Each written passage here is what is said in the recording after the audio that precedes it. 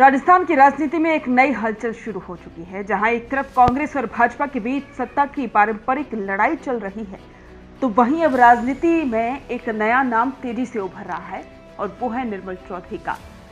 जयपुर में लगातार वो धरना दे रहे हैं, जिसकी वजह से वे इन दिनों चर्चा में हैं। पूर्व छात्र संघ अध्यक्ष और बेबाक अंदाज में बोले जाने वाले युवा नेता निर्मल चौधरी अब राजस्थान की दो बड़ी सियासी शख्सियतों सचिन पायलट और हनुमान बेनीवाल को एक मंच पर लाने की कोशिश कर रही हैं, ऐसी चर्चाएं चल रही हैं। या फिर यूं कहा जाए कि हनुमान बेनीवाल निर्मल चौधरी के जरिए सचिन पायलट तक पहुंचने का प्रयास कर रही हैं, क्योंकि वे लगातार निर्मल चौधरी के धरने में शामिल हो रहे हैं, उन्हें समर्थन भी दे रहे हैं। निर्मल चौधरी की बात करें तो निर्मल चौधरी जयपुर में छात्र संघ के पूर्व अध्यक्ष और सामाजिक न्याय के मुद्दों पर मुखर रहने वाले युवा नेता हैं। वो किसी भी राजनीतिक दल में औपचारिक रूप से शामिल नहीं है, लेकिन उनका प्रभाव युवाओं, किसानों और वंचित वर्गों में तेजी से बढ़ा है। हालांकि वे सचिन पायलट के करीबी माने जाते हैं। उनके भाषण, सोशल मीडिया उपस्थिति और जन आंदोलनों में भागीदारी ने उन्हें राजस्थान की उभरती राजनीतिक आवाज बना दिया। सचिन पायलट कांग्रेस के वरिष्ठ नेता और पूर्व डिप्टी सीएम हैं। लंबे समय से अपनी ही पार्टी में हाशिए पर चल रहे हैं। उन्हें संगठन में अपेक्षित सम्मान और भूमिका नहीं मिल रही और उनका गहलोत गुट से टकराव किसी से छुपा नहीं है। तो वही दूसरी ओर हनुमान बेनीवाल आरएलपी से संस्थापक और नागौर सांसद बीजेपी से नाराज चल रहे हैं। वे खुद को जाट समाज और किसानों की आवाज के रूप में पेश करती हैं और हाल ही में राज्य सरकार की नीतियों के खिलाफ मुखर होकर सामने आए। दोनों नेताओं की राजनीतिक उपस्थिति और स्थिति अलग जरूर है, लेकिन संघर्ष एक जैसा है। अपनी बात को मजबूती से रखना और उपेक्षा से लड़ना। अब यहां पर सवाल ये उठता है कि क्या वाकई में तीसरा मोर्चा बन सकता है? अगर सचिन पायलट, हनुमान बेनीवाल और निर्मल चौधरी जैसी शख्सियतें एक साथ आती हैं, तो ये गठबंधन राज्य में तीसरे मोर्चे की ठोस नींव बन सकता है।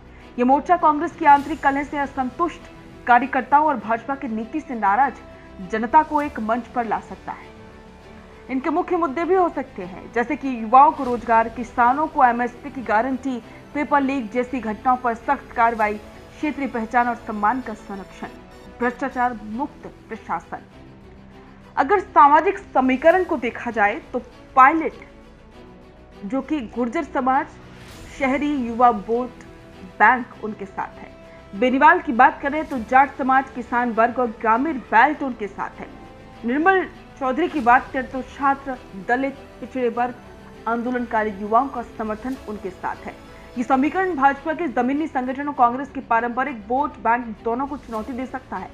या फिर अगर सचिन पायलट पूरी तरीके से कांग्रेस के ही साथ रहे, तो जाहिर सी बात है कि हनुमान बेनीवाल उनकी तरफ भी जा सकते हैं। कांग्रेस इस तरह की किसी भी गोलबंदी को अपने लिए खतरा मानती है।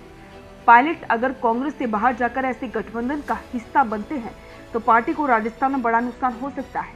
भाजपा की नजर में बेनीवाल पहले ही गैर भरोसेमंद सहयोगी बन चुके हैं, और यदि वे युवाओं के चहेते पायलट के साथ जाती हैं, तो भाजपा को पश्चिमी राजस्थान की सीटों के साथ साथ पूर्वी राजस्थान की सीटों पर भी सीधा नुकसान हो सकता है। अगर आगे की राह को देखा जाए तो निर्मल चौधरी अभी पर्दे के पीछे रणनीति बना है, लेकिन उनका अंदाज और सक्रियता साफ दर्शा रही है कि वे आने वाले विधानसभा चुनावों में निर्णायक भूमिका निभाने के लिए तैयार है। वो ना तो सत्ता की राजनीति कर रहे हैं और ना ही किसी खास पार्टी के प्रचारक हैं। उनकी राजनीति जनता के एजेंडे पर टिकी। यदि वे सच में सचिन पायलट और बेनीवाल जैसे दो बड़े नेताओं को एक मंच पर लाने में सफल हो पाते हैं, तो ये राजस्थान की सियासत का अब तक का सबसे बड़ा पॉलिटिकल सरप्राइज हो सकता है। अब कहा जा रहा है कि राजस्थान की राजनीति एक नया अध्याय लिखने के लिए तैयार है। निर्मल चौधरी, जो अब तक छात्र राजनीति से लेकर जन आंदोलन तक सक्रिय थे, अब राजनीतिक मंच को पुनः परिभाषित करने की दिशा में आगे बढ़ रहे हैं। सचिन पायलट और हनुमान बेनीवाल जैसे दो प्रमुख नेताओं को जोड़कर वे राज्य में तीसरे मोर्चे की संभावनाओं को जीवित कर रहे हैं, जो न सिर्फ 2028 के विधानसभा चुनावों में समीकरण बदल सकता है, बल्कि युवा मतदाताओं को भी एक वैकल्पिक ताकत दे सकता है।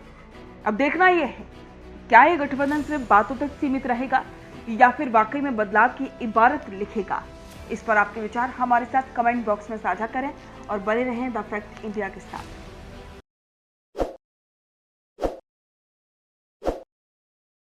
ताज़ा खबरों के लिए विजिट करें द फैक्ट इंडिया की वेबसाइट और डाउनलोड करें द फैक्ट इंडिया ऐप।